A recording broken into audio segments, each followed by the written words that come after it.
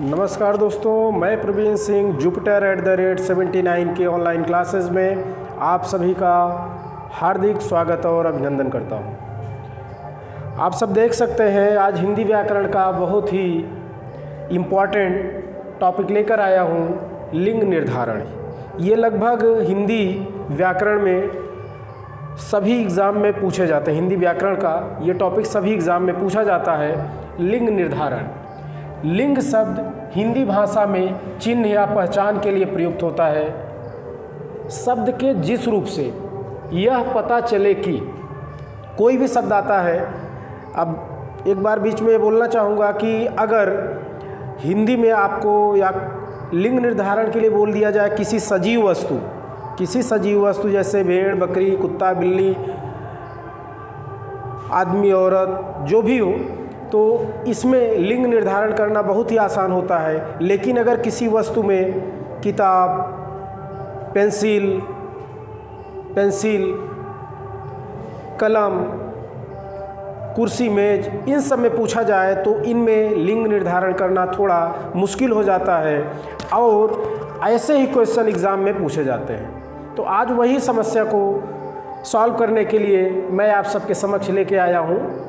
लिंग निर्धारण, कुछ इसके नियम होते हैं जो बेसिक्स होते हैं, वही आज उसी के बारे में चर्चा करेंगे और देखते हैं कि कैसे पहचान होती है।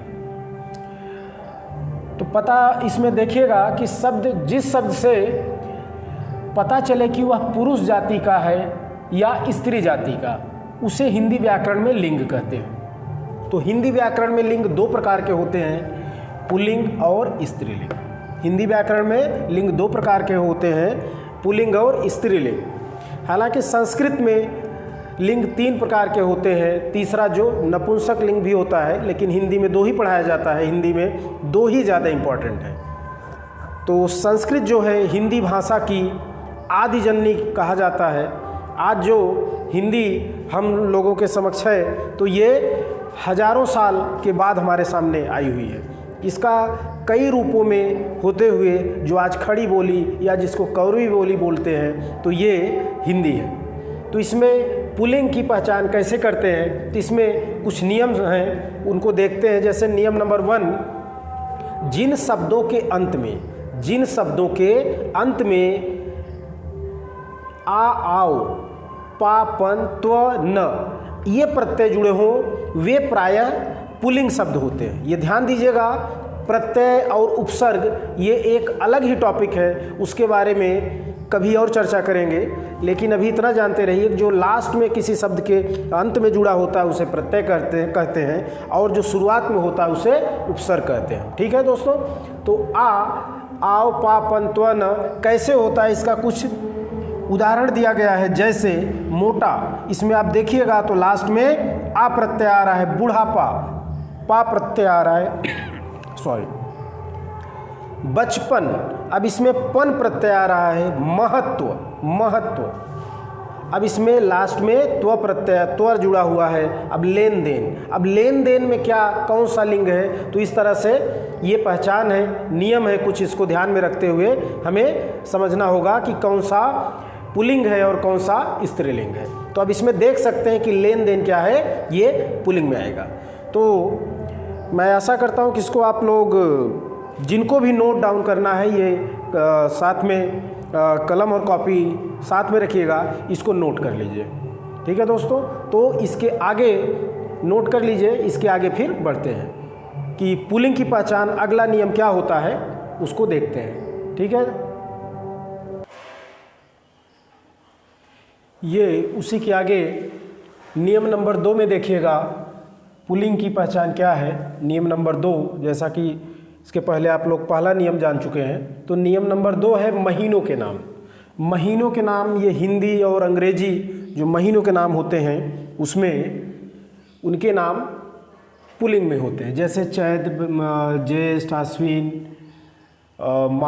मार्च, दिसंबर, ये सब जो आते हैं तो आपको महीनों के नाम इसमें आ जाएंगे, पुल्लिंग में होते हैं।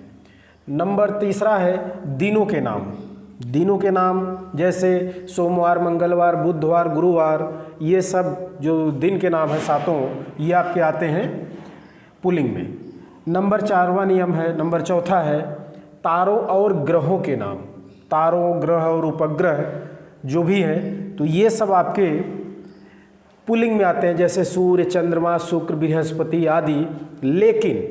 लेकिन इसमें कुछ अपवाद भी होते हैं, तो अपवाद को तो हमेशा याद रखना चाहिए, क्योंकि एग्ज़ाम में कभी कभी ज़्यादातर तो अपवाद से ही क्वेश्चन बन जाते हैं, तो अपवाद को भी हमें ध्यान में रखना है।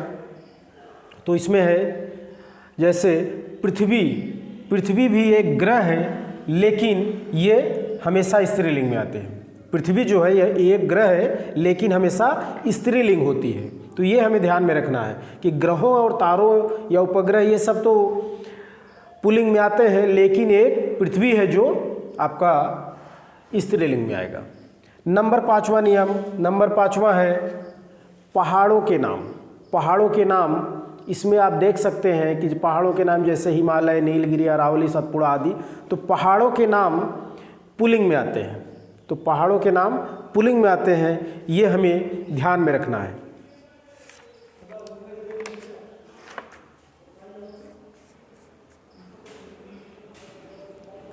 पहाड़ों के नाम पुल्लिंग में आते हैं, ठीक है। नंबर 6वां है, इसमें ये भी बहुत इंपॉर्टेंट है, जैसे अन्न के नाम।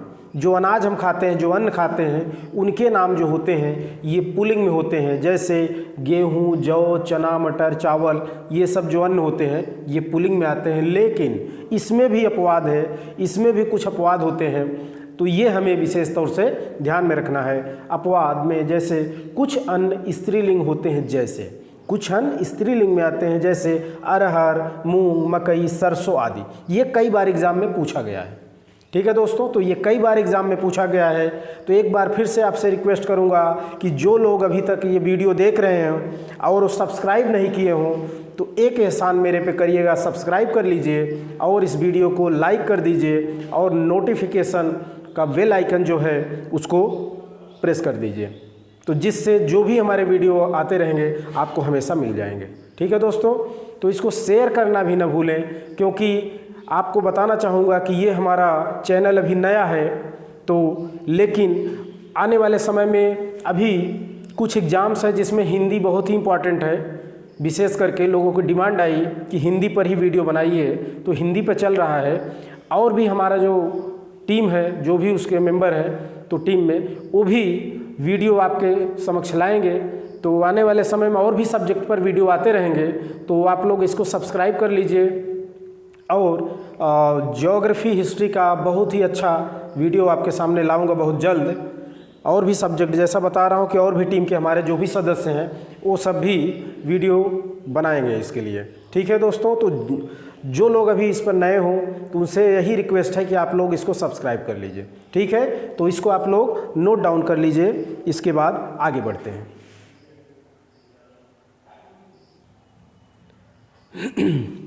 दोस्तों मैं आशा करता हूं कि आप लोग इसके पहले का नोट कर लिए होंगे।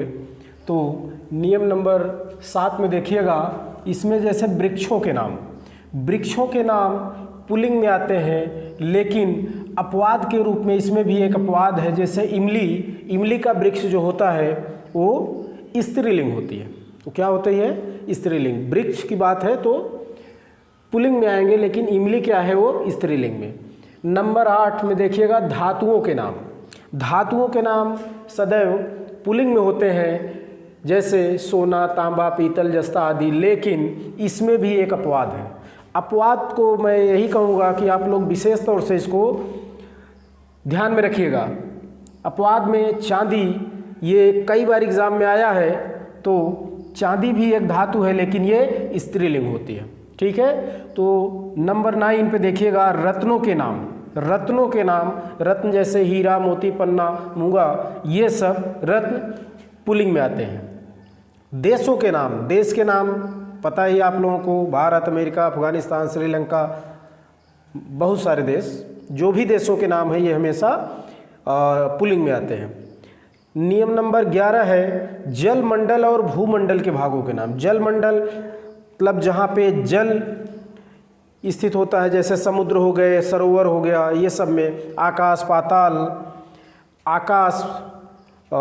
पाताल, महाद्वीप, नगर आदि, ये सब किस में आएंगे? पुल्लिंग में आते हैं। तो इनको आप नोट डाउन कर लीजिए, इसके बाद आगे का बताता हूँ।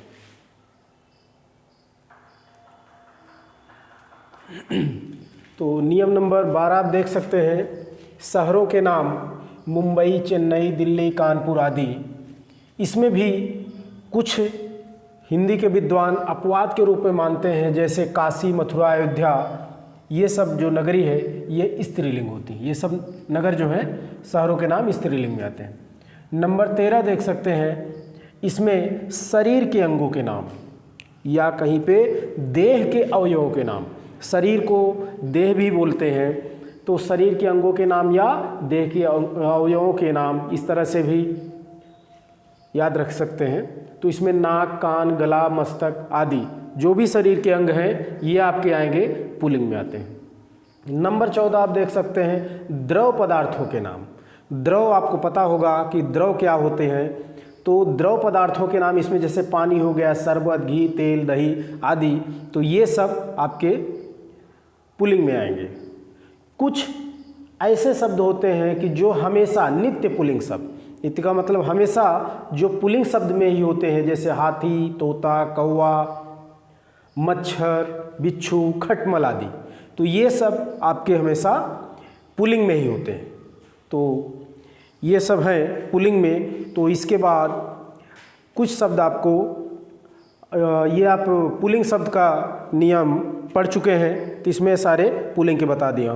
तो एक बार आप सबसे रिक्वेस्ट करना चाहूँगा कि जो भी दोस्त ये वीडियो देख रहे हैं अभी तक वो सब्सक्राइब नहीं किए हैं तो इसको सब्सक्राइब कर लें और वीडियो को लाइक कर लें, बेल आइकन दबा दें, जिससे आपको जो भी वीडियो है वो मिलता रहे। ठीक है दोस्तों, तो आपका इतना सा सपोर्ट चाहूँगा। जो भी सोर्स है आप देख सकते हैं, लेकिन क्वालिटी जो कंटेंट आपको बनाया जाएगा, वीडियो का कंटेंट बहुत अच्छा नहीं है मैं समझ सकता हूँ, लेकिन आने वाले वीडियो में मैं इस पर काम करूँगा। इसके लिए देखता हूँ कि कैसे हो सकता है कि अच्छा वीडियो बने। लेकिन जो मैटर बनाया जा रहा है, जो भी टॉपिक है, उस पर विशेष तौर से ध्यान दीजिए। उसको काफ़ी रिसर्च के बाद आपके सामने लाया गया है। तो मैं आपसे एक बार यही कहना चाहूँगा कि ये वीडियो, मैं छोटे छोटे वीडियो क्लिप आपके लिए शेयर करता हूँ, तो इसमें पुल्लिंग ही आ रहा है। स्त्रीलिंग के लिए नया टॉपिक, नया वीडियो मैं आप सबके सामने लाऊंगा, तो इसको आप लोग नोट कर लीजिए। इसी के साथ मैं आपसे विदा चाहूँगा। जय हिंद दोस्तों।